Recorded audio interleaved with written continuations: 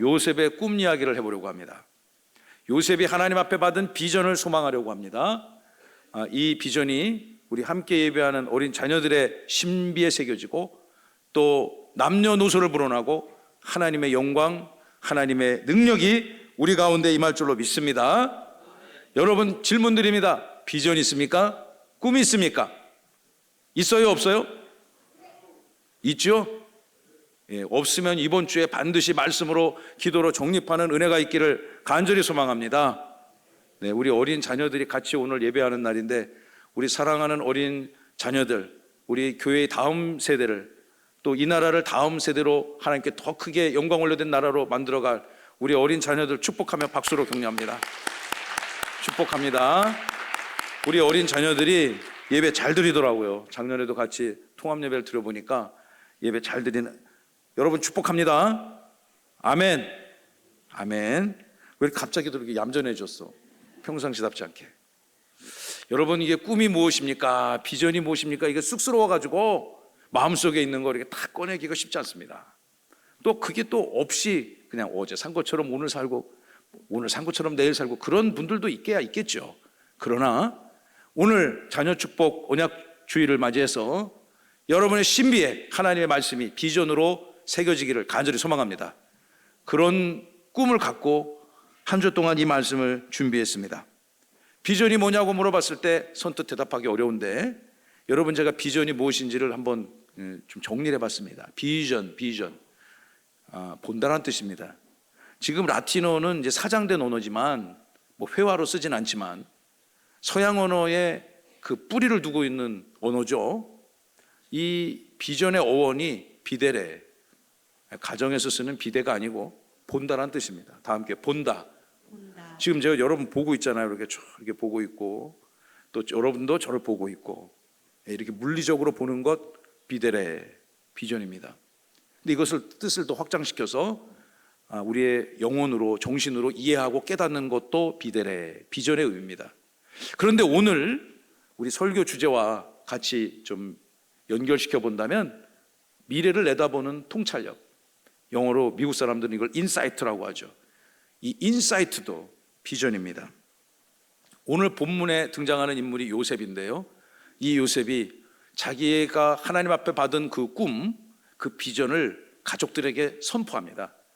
형제들을 불러서 내가 꾼 꿈을 들으시오 라고 선포합니다. 여러분, 이 비전은 누구에게 있어야 될까요? 어린 자녀들은 당연히 있어야 됩니다. 그런 게 제가 인생을 많이 살진 않았지만 그런 것이 없이 사는 인생보다 하나님이 주신 그 꿈과 비전을 갖고 오늘을 살아가는 인생이 훨씬 더 의미 있고 즐겁고 행복할 줄로 믿으시기 바랍니다. 남녀노소를 물어나고 어린 자녀들로부터 노년의 부모님 세대에 이르기까지 우리는 하나님이 주신 비전을 갖고 살아야 될 것입니다. 여러분 가정에 비전이 있습니다. 있어요, 없어요? 있어요. 집에 있어요, 없어요? 있습니다. 집에 무슨 비전이 있을까요? 네, 텔레비전 있잖아요. 텔레비전 다 집에 있잖아요. 물론 나는 뭐 TV 안 보고 산다 그런 집도 간혹 있겠지만 대부분은 텔레비전이 있습니다. 이게 무슨 뜻이냐? 비전, 보는 거잖아요. 집에 앉아가지고 세상 돌아가는 거 다 보지 않습니까? 근데 텔레, 무슨 뜻이냐? 멀리 떨어져 있는, 멀리 떨어져 내가 물리적으로 볼 수 없는 것도 특별한 기술을 이용해서 보잖아요. 그래서 지난주에 뭐 베네수엘라에서 있었던 일도 우리가 다 알지 않습니까?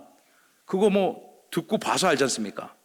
또 올해 올림픽도 해야 되고 또 월드컵도 해야 되니까 저 먼 나라 먼 대륙에서 이러는 거 또 새벽에 일찍 일어나서 밤늦게까지 또한 또 보셔야 되잖아요. 비전은 이렇게 보는 겁니다.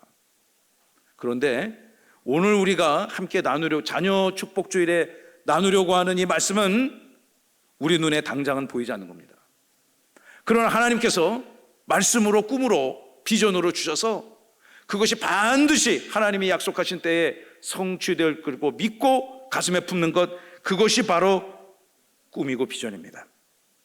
사랑하고 친애하는 성도 여러분, 현실 속에서는 그 꿈과 비전이 지지받지 못할 수도 있습니다. 무시당할 수도 있고요, 또 기분 나쁘다고 경멸을 받을 수도 있습니다. 그러나 이 시간 하나님을 예배하는 주님의 백성들이요, 여러분의 심령 가운데 하나님이 서광과 같은 말씀의 계시로 반드시 큰 꿈, 큰 비전 수용하고 또 정립해 가시기를 간절히 소망합니다. 그 비전을 여러분이 말로도 설명할 수 있기를 바랍니다. 그 비전을 여러분이 글로도 표현할 수 있기를 소망합니다. 그리고 날마다 주님 앞에 그 비전을 품고 오늘을 살아가시기 바랍니다. 이 비전이 남녀노소를 물어나고 있어야 된다고, 또 어린 개인 인생뿐만 아니라 가정도, 우리 교회도 말할 수도 없이 그 비전이 필요합니다. 세상 살아가며 제가 만났던 수많은 분들 가운데 제가 특별히 존경하는 분이 두 분이 있습니다. 저도 여러분처럼 이순신 장군 좋아하고 존경하고 또 세종대왕님도 존경하고 좋아합니다. 정말 탁월한 분이죠. 그런데 생존에 계시는 지금 살아계신 분 중에 특별히 제 인생에 많은 영향을 끼친 분이 두 분이 있다면 저를 장로로 장립하시고 해주셨고 또 목사가 되는데 많은 가르침을 주셨던 제 스승을 존경합니다. 이경성 목사님. 저는 그분을 참 좋아하고 존경합니다. 그분의 살아가는 비전과 또 삶의 양태를 존경합니다. 세상에서 만났던 분 중에 특별히 존경하는 분은 제가 7, 8년 가까이 함께 가족과 같이 일했던 서남표 박사님이라는 분을 저의 직속 상사였는데 정말 존경합니다. 정말 탁월한 분이셨습니다. 지금은 미국 보스턴, 우리 동원회 자매 가는 동네, 우리 동원회 집사되죠. 축하합니다. 그 곳에 거주하고 계시는데 그분이 연세가 이제 90이 가까우셨습니다. 근데 가끔씩 서로 안부를 전할 때마다 그분이 이래요. 90이 되셨는데 지금도 막 계속 아이디어가 비전이 생긴다는 거예요. 물론 이분은 세계에서 제일로 좋은 학교 MIT에서 40년 넘게 연구하고 또 가르치신 그런 탁월하신 분이신데 지금도 90이 된 나이에 계속 꿈이 생기고 비전이 생기고 아이디어가 생긴다는 거예요. 제가 조금 전에 말씀드린 저의 스승 목사님도 지금도 계속 목회적 비전을 꿈꾸고 계시더라고요. 그런 비전은 어린 자녀들로부터 노년의 부모님 세대에 이르기까지 우리가 반드시 정립해야 되는 것입니다. 그런데 이것이 개인이 묵상하고 정립해서 글을 써서 하는 것이 아니라 이 시간 하나님의 백성들은 하나님이 주시는 계시된 말씀을 통해서 여러분의 나아갈 비전을 정립하시기를 간절히 바랍니다. 우리나라에서 누가 가장 바쁠까요? 가장 분주한 삶을 살까요? 물론 여러분도 하루의 일과의 삶이 얼마나 치열합니까? 저도 이 교회를 담임 목회를 하면서 하루 24시간이 얼마나 빠르게 가는지요. 정말 빠르게 갑니다. 돌아서면 또 예배 준비해야 되고 돌아서면 또 사역 준비해야 되고 또 잠깐 쉬었다 보면 또 설교를 해야 되고 또 새로운 성도님들과 함께 삶을 나누고 교제를 해야 되고 전도하고 신방해야 되고 할 일이 너무 많습니다. 그런데도 불구하고 우리나라에서 가장 바쁜 분은 여러분 가장 많은 권력과 또 가장 많은 정보를 갖고 있는 대통령이 가장 바쁘겠죠. 그 대통령의 하루의 일과가 얼마나 바쁘겠습니까? 수많은 사람을 만나야 되고 정책을 결정해야 되고 그런데 오늘 내일 현안 처리하기 위해서 바쁘고 허덕이는 대통령이라면 우리 국민들이 심각하게 고민하고 찍어줘야 돼요. 제가 특정인을 염두에 두고 얘기하는 건 아니니까 여러분 오해하지 마시기 바랍니다. 대통령은 모름지기 국민 모두가 다 바쁘듯이 그날그날의 삶을 치열하게 살아야 되지만 적어도 이 대한민국이 국민들은 여러분 30년 후에 이 나라가 어떻게 될까 고민할 여력이 없어요. 그런데 적어도 이 나라의 최고 지도자 리더는 우리 대한민국의 다음 세대, 내가 지금 잘 먹고 잘 사는 게 아니라 우리 다음 세대, 적어도 10년, 20년, 30년 후에 이 나라가 어떻게 운영되고 또 다스려져야 될 것인지, 국민들이 이 땅에서 어떻게 안정적인 삶을 누리며 살아가고 전 세계 인류의 평화에 공헌할 건지, 여러분 그런 걸 오늘 일도 해야 되겠지만 그런 거를 고민하고 또 치열하게 그 시대를 준비해가는 사람이 저는 대통령 해야 된다. 이런 마음이 없으면, 비전과 결단, 국민 앞에 헌신할 생각이 없으면 왼쪽에 있든 오른쪽에 있든 저는 대통령 하면 안 된다고 생각합니다. 여러분의 가정도 마찬가지입니다. 가장이 계시잖아요. 어머니가 있고 아버지가 있고 할아버지 할머니가 있고, 여러분 각 회사에 또는 기업이나 공공기관에 다 그 지도자들이 있습니다. 교회도 있습니다. 담임 목사도 있고요, 세워진 교회 장로님들도 있습니다. 모든 지도자들은 그날 당연히 열심히 살아야 되고요, 또 그 공동체를, 가정, 교회, 나라, 민족을 더 좋은 공동체, 하나님이 기뻐하시고 영광 받으시는 인생, 또 그러한 공동체로 만들어가기 위해서 적어도 10년, 20년 후는 준비하며 살아가야 되지 않나. 저는 그런 사람이 교회의 지도자고 가정의 지도자고 또 여러분 섬기는 모든 공동체 지도자가 되어야 될 줄로 믿습니다. 우리 오늘 함께 예배하는 어린 자녀들이 그 꿈과 비전을 갖기를 바랍니다. 할렐루야.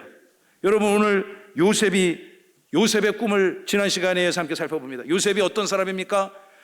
창세기에 나오는 창세기의 3대 족장 있지 않습니까? 아브라함, 이삭, 야곱. 어마무시한 인물들입니다. 압도적인 인물들입니다. 여러분, 그런데 그의 후손, 직계 후손으로서 요셉은 그 자기의 직계 조상의 특징과 장점을 다 취합한 사람이에요. 대단한 사람이었습니다. 여러분, 그의 인생이 만만했습니까? 물론 인물 자체가 하나님의 비전이 이끌어가는 인생이었지만 그에게는 수많은 시련과 환난, 억울하고 답답하고 속상하고 온팡 죄를 뒤집어쓰고 감옥에도 갔고, 도와준다고 약속한 사람이 싹 잊어버리고 배신도 때리고, 억울하고 답답한 일 수도 없이 많이 겪었습니다. 그러나 그에게는 하나님이 주신 꿈이 있었습니다. 하나님이 주신 비전이 있었습니다. 그의 삶에 크고 작고 높은 험산 줄령과 같은 환난과 고난이 있었지만 매일매일의 삶을 살아가는 요셉은 하나님이 주시는 그 꿈, 그 비전을 먹고 사는 사람이었습니다. 할렐루야. 이 시간 예배하는 저와 여러분들이 하나님의 그 원대하신 계획을 여러분의 삶으로 작동시키시고 소유하시기를 간절히 바랍니다. 오늘 요셉의 꿈, 요셉이 주셨던 그 꿈을 붙들고 살았던 그 인생, 최악의 오늘의 삶을 최선과 최고의 축복으로 하나님이 바꾸어 주셨습니다. 오늘 우리 첫 번째 그의 꿈 얘기를 한번 시작해 볼까요? 1절로부터 5절의 말씀. 첫 번째 대지입니다. 일상의 삶 중에 싹 트는 하나님의 비전. 자, 방송실 자막 띄워주셔야지. 시작. 일상의 삶 중에 싹 트는 하나님의 비전. 비전이 어떻게 오는가? 여러분의 그 치열하고 복잡다단한 삶 중에서 하나님이 여러분을 찾아오셔서 말씀으로 주시는 것이 바로 비전입니다. 2절의 말씀을 보시면요, 야곱의 족보가 설명됩니다. 요셉의 아버지죠. 요셉의 나이 17세 소년, 그러니까 중학교 3학년이나 고등학교 1학년, 2학년 정도 됐겠죠. 이 소년의 신분에 그는 그의 형제들이 많았습니다. 이복 형제들이 많았습니다. 형제들과 함께 들에서 양도 치고 놀기도 하고 아버지의 사랑을 듬뿍 받아 있던 어느 날, 그는 이 본문을 보시면 자기 형들의 그 부족하고 연약하고 할 것들을 다 아버지에게 말했어요. 요즘 말로 하면 뭐 했다는 얘기입니까? 고자질을 했다는 얘기입니다. 형제들이 좋아할까요? 싫어할까요? 예, 형제들로부터 썩 우호적 관계를 맺지 못했습니다. 아마도 이 아버지가 요셉을 통해서 형제들의 동태를 살피는 정보원으로 삼았던 것 같아. 그런 그가 3절에 보시면 요셉인 노년에 얻은 아들이므로 이스라엘이 야곱을 이스라엘이라 부르지 않습니까? 여러 다른 아들들보다 특별히 그 아들을 더 사랑했어요. 그래서 항상 아주 곱디고 온 채색옷을 지어서 입혔습니다. 편애를 했다는 얘기죠. 여러분, 요셉의 그 가계도를 살펴보면 그의 아버지 야곱은 4명의 부인으로부터 저렇게 레아, 빌하, 실바, 라헬 부인을 4명을 뒀습니다. 그 중에서 그가 가장 사랑하는 아내가 라헬이라는 아내였는데, 이 라헬이 낳은 요셉의 전체 아들 중에서 순번으로 따지면 몇 번입니까? 11번째. 저 위에 있는 이름이 다 그의 이복형들입니다. 11번째 낳았고, 그의 어머니 라헬이 막내 동생 12번째 아들 베냐민을 출생하고 난 다음에 산고로 바로 사망했습니다. 그러니까 그 아버지 입장에서는 더욱더 그 아들이, 또 요셉이 워낙에 탁월한 인물이었거든요. 그러니 더 정이 가고 사랑이 갔던 것 같아요. 제가 상황이 꼭 같지는 않습니다만 저도 저희 가정에 자녀가 셋이 있습니다. 둘째하고 셋째하고 차이가 많이 납니다. 그걸 뭐라 그러냐, 늦둥이라 하잖아요. 늦둥이 아들이 있습니다. 제가 늦둥이 아들이 있는데 이상하게 저도 자연스럽게 걔한테 좀 관대해. 이상하게 관대해. 그래서 그 첫째하고 둘째는 늘 불만이 있습니다.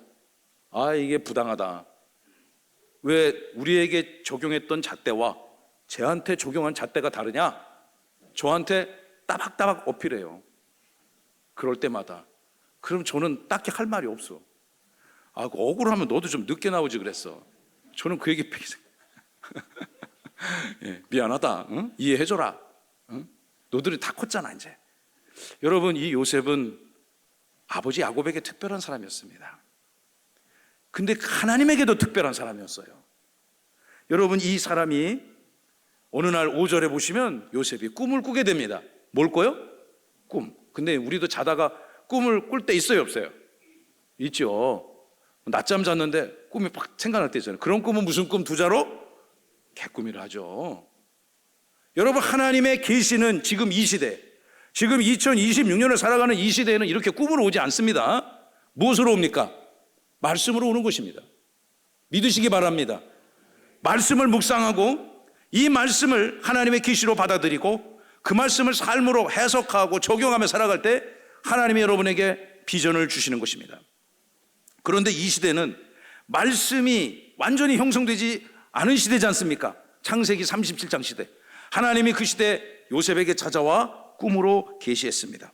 5절을 보시면 요셉이 꿈을 꾸었는데 그 꿈을 자기 형제들에게 말했습니다. 자기 혼자 간직하지 않고 꿈을 얘기를 했더니만 형제들이 그를 가뜩이나 미워했는데 더욱 미워하게 되었다는 것입니다.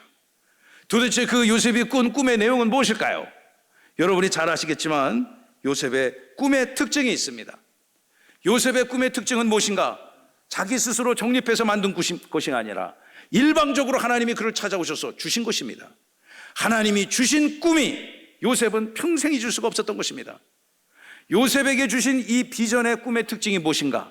시간이 가면 갈수록 오래됐으니까 기억력에서 사라지고 또 의미가 퇴색되는 것이 아니라 점점 더 분명해지고 선명해지는 것입니다. 그의 인생을 통해서 하나님이 작동하기 시작하고 그의 계시가 현실화되기 시작했습니다.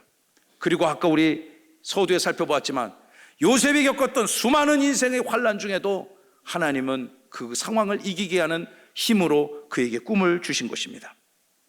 자, 우리 두 번째 6절과 8절의 본문을 통해서 요셉이 꾼 첫 번째 꿈 스토리를 함께 우리 그 시대로 돌아가서 이 말씀을 처음 읽는다 생각하고 말씀을 함께 나눠보겠습니다. 6절 띄워주세요. 요셉이 그들에게 이르되, 우리 6절을 다 함께 시작. 요셉이 그들에게 이르되 청하건대 내 꾼 꿈을 들으시오. 자, 형제들을 꿈을 꾸고 났는데 이게 막 꿈이 너무 생생한 거예요. 이게 너무 그냥 막 리얼하고 자기 혼자 그 꿈을 간직하기에는 아마 그의 열정이 감당이 안 됐던 것 같습니다. 형제들을 모았습니다. 들어라, 들으시오. Listen to this dream I had. 내가 조금 전에 꾼 꿈 얘기를 들려줄 테니 내가 꾼 꿈을 들으시오. 형제들을 불러 모았어요. 그러니까 형제들이 또 저 녀석이 왜 부르지? 보이기 시작했습니다. 그래서 꿈 얘기를 들어보니까 이렇게 얘기해요. 37장 7절의 본문입니다. 우리 다 함께 읽어봅니다. 요셉의 첫 번째 꿈 시작. 우리가 밭에서 곡식단을 묶더니 내 단은 일어서고 당신들의 단은 내 단을 둘러서서 졸아도이다. 형님들 잘 들어보시오. 내가 이거 너무너무 이거 기가 막힌 꿈이라 나 혼자 갖고 있기에는 감당이 안 돼. 1번 형부터 10번 형까지 잘 들어보시오. 우리가 다 이렇게 들판에 나가서 수확을 했습니다.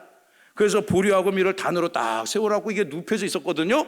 12개가 우리 동생 것까지. 그런데 갑자기 내 곡식단이, 내 이름 뭔지 아시죠? 형님들? 요셉의 곡식단이 딱 섰습니다. 그러자 각 단들이 하나 둘 일어서더니만 저의 곡식단에 넙죽 절합디다. 이렇게 얘기한 거예요. 내 꿈을 들으시오 하더니만 이 꿈을 설명했습니다. 이 꿈을 들었을 때 형제들이 1번 기분이 되게 좋았다. 2번 기분이 상당히 불쾌했다. 1번, 2번이 인지상정이죠. 가뜩이나 그냥 미움받고 특혜받은 아들이고 자기들이 하는 일거수일투족을 아버지한테 다 일러 바치는 아들인데 꿈 얘기를 들으니까 무지하게 재수없는 꿈이야. 개꿈이래야 돼, 이런 꿈은. 그 형제들의 입장에서 봤을 때는 말이죠. 여러분, 그 꿈의 의미가 형제들도 모르고요, 요셉도 모릅니다. 그 꿈을 해석해 주는 사람도 지금 37장 상황에서는 없습니다. 그런데 요셉은 그 꿈이 너무너무 생생한 거예요. 그 꿈의 의미도 모르겠습니다. 도대체 이 꿈이 무슨 뜻인가? 형들의 반응은 되게 아주 그냥 이런 거를, 여러분 동생 중에 이런 요셉 같이 있는 사람은, 이런 사람은 뭐가 없다 그러죠? 예? 뭐 네 가지가 없다 그러잖아요. 다 같이 시작. 예, 내가 안 했어요. 저기서 했어요. 예, 싸가지가 없다 하잖아요. 진짜 재수 없는 친구예요. 어떤 형제가, 야, 요셉, 너는 크게 될 녀석이야. 우리 가문을 살리고 우리 조상 할아버지 아브라함에게 주셨던 그 원대한 꿈이 너를 통해서 이루어질 거야. 이렇게 축복해 주는 형제 아무도 없었습니다. 그를 더욱 더 미워하게 됐고, 여러분, 요셉이 하나님이 주신 그 꿈은요, 동시대를 살아가는 그들에게 이해도 안 되고 수용도 안 되는 꿈이었습니다. 이해도 안 되고 수용도 안 되니까 지지해주고 격려해주고 박수칠 여력이 그들에겐 없었던 것입니다. 요셉의 꿈 얘기, 첫 번째 꿈 얘기를 들은 형제들의 반응을 들어볼까요? 8절입니다. 읽어봅시다. 그의 형들이 그에게 이르되 내가 참으로 우리의 왕이 되겠느냐, 참으로 우리를 다스리게 되겠느냐 하고 그의 꿈과 그의 말로 말미암아 그를 더욱 미워하더니, 야, 네가 뭐 우리한테 뭐 왕노릇, 우리가 너한테 그렇게 머리를 진짜 코를 박고 절을 해야 너 직성에 풀리겠어? 정녕 네가 우리의 왕이 되려고 하느냐? 그의 꿈과 그의 말로 말미암아 형제들은 그를 더욱 미워하게 됐습니다. 점점 더 그 형제 간의 공감대가 상실되고 있습니다. 수일이 지났습니다. 요셉은 아직도 그 꿈을 잊질 못했습니다. 아직도 그 꿈이 너무너무 생생합니다. 또 형제들에게 그 얘기를 하고 싶은데 어느 날 제2차 두 번째 꿈을 꾸게 되었습니다. 두 번째 꿈은 어떤 내용입니까? 요셉의 두 번째 꿈 이야기 9절 잘 한번 읽어보세요. 시작. 요셉이 다시 꿈을 꾸고 그의 형들에게 말하여 이르되 내가 또 꿈을 꾼즉 해와 달과 열한 별이 내게 절하더이다 하니라. 아멘. 요셉이 또 형제들을 모았습니다. 내 꿈을 들으시오. 형제들이 모이기 시작했어요. 모이니까 또 뭐 아버지가 무슨 용돈 보냈나? 받으려고 모였더니 형님들, 내가 어제 며칠 전에 꿈 얘기를 했는데 내가 그냥 간밤에 또 꿈을 꿨잖소. 내 꿈 얘기 한번 들어보세요. 저 녀석도 무슨 얘기 하나 들어보니까 이렇게 얘기하는 거예요. 내가 꿈을 꿨는데 해와 달과 11개의 별들이 나에게 절을 합디다. 여러분, 요셉의 꿈이 1차 꿈, 첫 번째 꿈은 들판에서 이루어진 거예요. 그죠? 곡식을 수확해서 들판에서 이루어졌는데 요셉의 두 번째 꿈은요, 어디로 확대됐어요? 우주로 확대됐어. 이런 걸 보고 세상 말로 형제들 입장에서는 뭐냐, 점입가경. 도저히 저 친구를 도저히 수용해 줄 수가 없는 거예요. 예? 세상에서는 이런 사람들을 세자로 뭐라고 불러요? 예? 모르시는구나. 여러분은 경건하셔가지고 첫 자 가르쳐 드릴게요. 똘. 자, 두 번째, 세 번째 시작. 내가 안 했어요. 여러분들이 했어요. 또라이라고 부릅니다. 형제들이 도저히 이 친구를 수용할 수가 없어요. 그의 꿈이요, 지상에서 우주로 확대되어졌습니다. 하늘에 해가 떠 있고 달이 떠 있는데 그 달들이 나한테 절을 하기 시작했고 그 해가 나를 절해요. 여러분, 이게 보통 사람이 할 수 있는 꿈 얘기가 아니잖아요. 그런데 거기 11개의 별들이 쭉 있는데 그 들어보니까 그 11개의 별들은 누구를 의미하는 거예요? 자기 형제들을 의미하는 거잖아요. 야, 저 녀석이 이제는 완전히 제정신이 아니구나. 응? 돌았나 보다. 여러분, 이 꿈으로 인해서 형제들은 더욱더 그를 미워하기 시작했습니다. 그러나 여러분이 잘 아시는 것처럼 요셉이 꾼 이 꿈은 그가 만든 것도 아니고 헛개비가 준 것도 아닙니다. 살아계신 하나님이 그에게 미래를 준비하기 위해서 주신 원대한 계획이고 비전이었음을 믿으셔야 됩니다. 여러분에게 주신 꿈과 비전도요, 당장 오늘 먹고 살고 자는데, 삶을 영위하는데 주기 위해서 준 것이 아니라 여러분의 삶의 미래를, 여러분의 가문을 우리 교회의 역사 위에 하나님이 선하게 하시기 위해서 주신 꿈이고 비전임을 믿으시기 바랍니다. 아멘. 여러분, 이 하나님이 요셉에게를 찾아와 이 다른 많은 야곱의 이스라엘의 12아들이 있었는데 그 중에서도 특별히 요셉을 하나님이 딱 찍은 겁니다. 다른 형제들은 상상할 수도 없고 생각할 수도 없던 그 꿈과 비전을 요셉에게 특별히 주신 것입니다. 여러분이 이 시대의 요셉이 될 줄로 믿습니다. 여러분의 자녀들이 보면 뭐 제가 못하겠어? 아닙니다. 하나님이 함께 하시고 선택하시고 비전을 주시고 가꾸어 주시면 반드시 될 줄로 믿습니다. 아멘. 마지막 우리 10절로 11절의 본문을 통해서 대지를 읽어봅니다. 시작. 요셉의 비전에 담긴 하나님의 계획. 10절을 읽어봐야 되겠습니다. 이제 이런 소식이 아버지에게도 전해집니다. 그가 그의 꿈을 아버지와 형들에게도 말하며 형들에게도 말했지만 아버지를 찾아가서도 얘기했어요. 그 아버지 이스라엘 야곱이 딱 들어보니까 야곱이 꾼 두 가지 꿈, 곡식단이 일어서서 절하는 꿈, 해, 달, 별들이 요셉에게 절하는 꿈을 다 들어보니까 아버지가 그를 꾸짖기 시작했습니다. 야, 이 녀석아, 네가 그러니까 네 형제들한테 미움을 받는 거야. 제발 형제들하고도 잘 지내라. 네가 꾼 꿈이 정말로 그 꿈대로 네 형들이 너한테 가서 머리를 조아려야 네 직성에 풀리겠느냐. 그냥 그 꿈 네가 간직해. 그런데 아버지는 그렇게 말은 그렇게 하면서도 11절 다 함께 읽어봅니다. 시작. 그의 형들은 시기하되 그의 아버지는 그 말을 간직해 두었더라. 뭔가가 저 요셉을 넘어서는 월등하고 초월적인 존재가 요셉의 인생을 이끌어가고 디자인해 나가고 있다는 것을 아버지는 깨닫게 되어졌습니다. 여러분, 이 요셉이 앞으로 그의 삶이, 오늘 사건이 37장이잖아요. 37장 다음에 뭐가 있어요? 38장. 38, 39, 40, 41, 42, 43, 44. 그 다음에 뭐가 있어요? 45.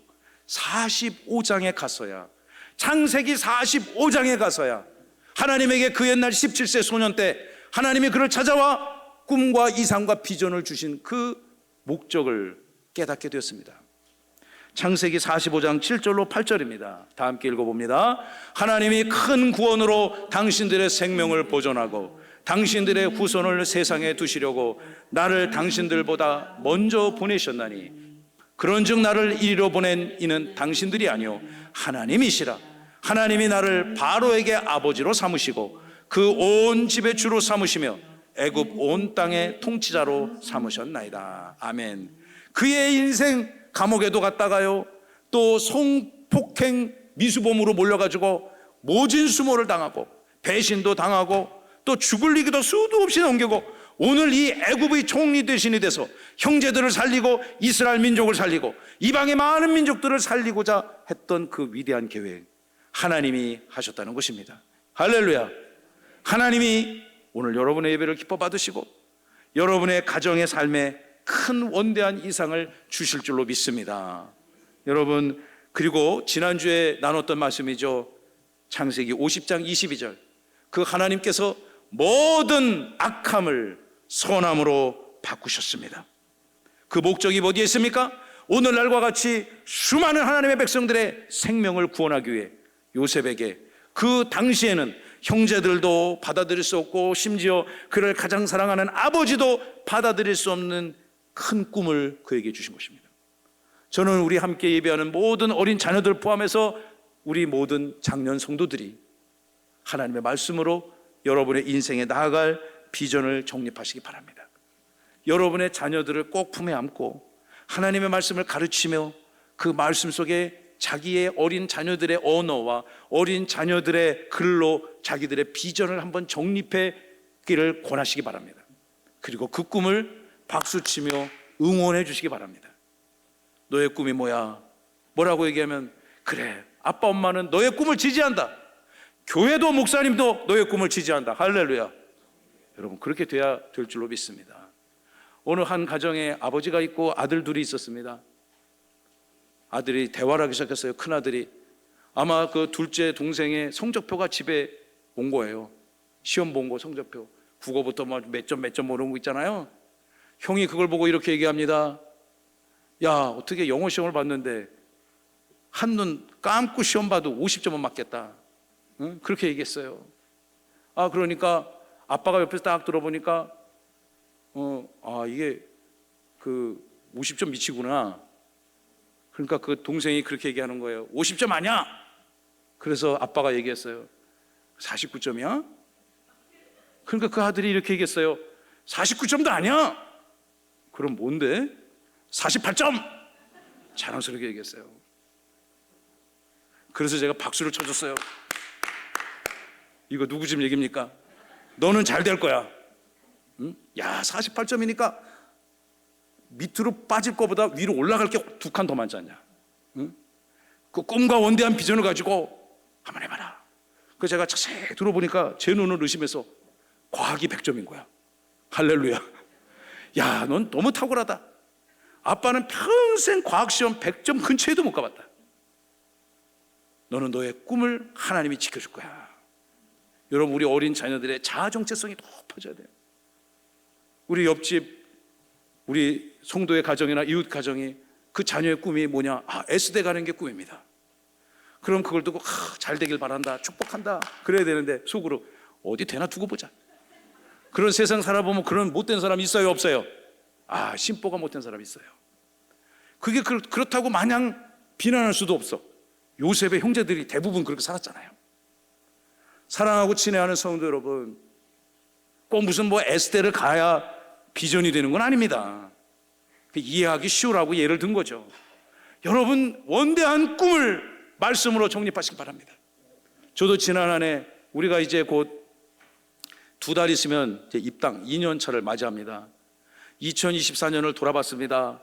이 교회를 이렇게 세우고 그냥 막 간신히 오픈했는데 마무리해야 될 과업들이 저에게 너무너무 컸습니다. 2024년 그것들을 마무리하느냐고 정말 죽을 똥 살 똥 살았던 것 같아요. 2025년 목회 현장도 참 쉽지가 않더라고요. 매일매일 내 딴에는 열심히 하는 것 같은데 정말 이게 목회가 여러분 1번 쉽다 2번 어렵다. 시작. 쉽다 하신 분들은 오세요. 제가 같이 신학교 같이 가자고 해서 쉽지 않더라고요. 그리고 연말이 되니까, 작년 연말이 되니까 나도 막 이렇게 지치고 고단해요, 심신이. 그래서 이제 우리가 교회 설립한 이후로 처음으로 이제 부흥회를 계획했는데, 우리 참여하신 분들 다 아시잖아요. 안산 동산교회 참 훌륭하신 목사님이에요. 교회 개척해갖고 막 7, 8천 명 모이는 교회로 부흥을 시켰으니까 저는 그분의 말씀 또 경험을 듣고 싶어서 수개월 전부터 그분을 모셨는데, 제가 너무 지쳐가지고 저희 어머님도 막 돌아가실 것 같고 막 그래가지고 한 주만 다음으로 미룰까? 나중에 제가 회개했습니다. 그런데 제가 그 분과 함께 말씀을 듣고 교제하면서 그분이 저에게 이렇게 얘기하는 거예요. 목사님에 대해서 이상하게 제가 많은 교회를 다녔는데 이상하게 세종명성교회 스케줄이 잡힌 다음부터 자꾸 빨리 오고 싶고, 그리고 목사님을 만나고 싶더라고요. 궁금하고. 여러분, 제가 하는 말은 한 채 거짓이 없습니다. 우리 양성진 목사님이 옆에서 다 들었으니까. 그래서 와서 보니까 이 교회 잘 될 겁니다. 할렐루야. 목사님 보니까 목회 잘할 것 같아요. 내년에 꿈이 뭡니까? 그저 교회가 잘 되길 바랍니다. 겸손하게 이렇게 얘기했어요. 저는 그냥 큰 욕심 없고요. 매년 그냥 요즘 교회도 안 되고 다 그런 이 시대에, 복음이 저항받는 이 시대에 매년 주의 백성들 100명씩만 보내주시면, 할렐루야, 그럼 참 제가 참 행복하겠습니다.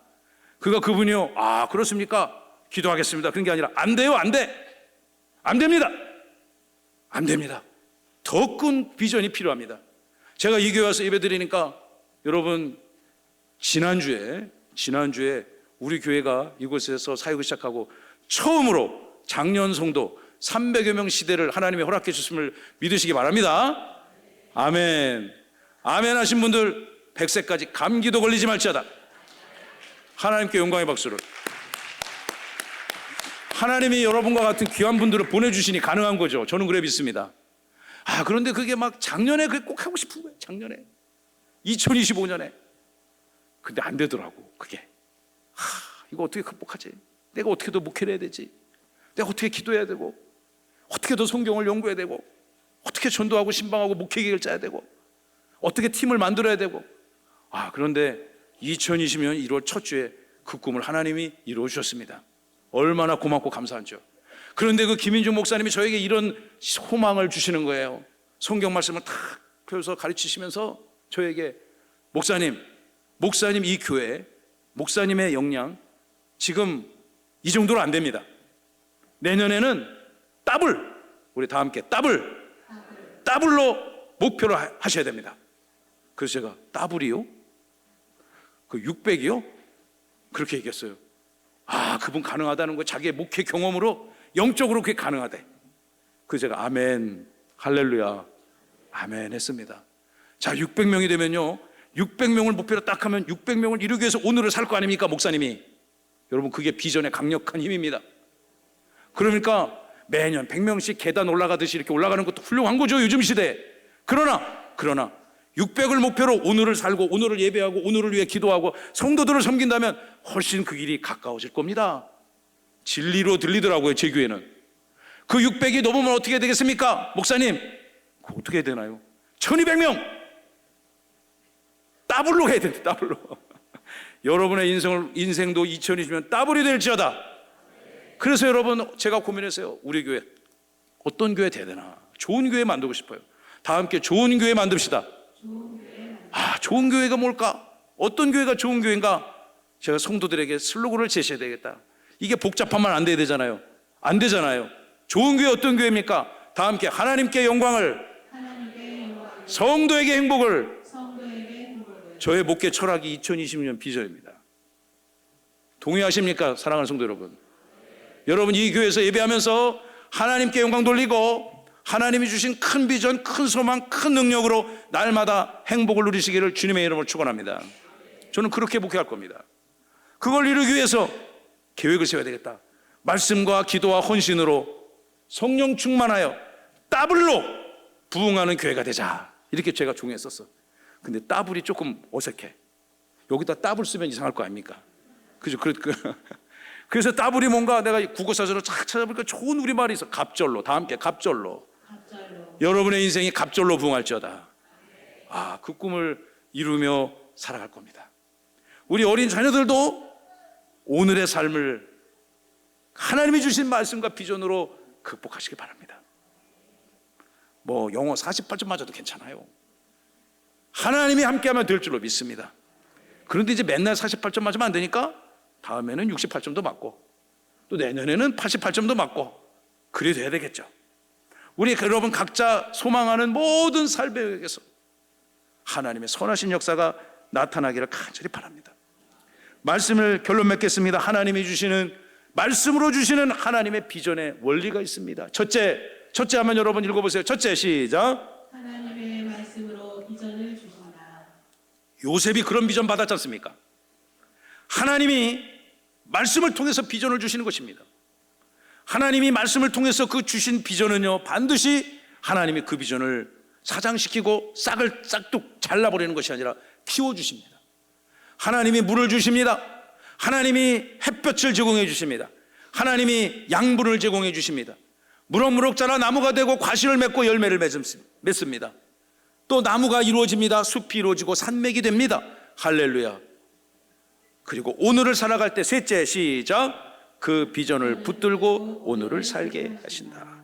저도 여러분 연말에 저에게 주신 목회적 비전을 갖고 오늘을 설교하고 오늘을 예배하고 오늘을 찬송하고, 그러니까 찬송할 때도 열심히 하는 거죠. 이 찬송으로 하나님은 영광 받으시고 우리 교회 공동체가 추구해야 될 가치들을 하나님을 만나며 이뤄갈 수 있을 것인가. 대충 하지 말고 기도할 때도 마찬가지죠. 우리 사랑하는 성도들이 건강하고 평안하고 주님의 몸된 교회를 찾아와 주님의 안위를 느끼며 보호하심을 누리고 저들의 후손들과 함께 꿈과 비전을 키워갈 수 있도록 오늘을 살아야 될 것 아니겠습니까? 여러분의 가정에, 가문 위에 이런 것이 있기를 바랍니다. 마지막 네 번째, 시작. 하나님께서 성취케 하신다. 이렇게 첫째, 둘째, 셋째, 요셉이 준 꿈의 비전의 메커니즘을 이루어가는 하나님의 비전이라면 반드시 하나님의 약속하신 때에 그 언약이 성취되어 줄 걸로 저는 믿습니다. 저의 신념이고 저의 가치가 아니라 여러분에게 주어진 하나님의 말씀에 위대하신 진리임을 믿으시기 바랍니다. 아멘. 교회는 여러분의 꿈과 비전을 응원하고 격려하고 축복하고 함께 동역할 것입니다. 여러분도 교회의 비전을 지지해 주시고 함께 하나님 앞에 영광을 올려드리시기를 2026년뿐만 아니라 여러분의 살아가는 모든 삶의 여정에 하나님의 그 크신 은혜가 임하시기를 살아계신 예수님의 이름으로 축원하고 축복합니다.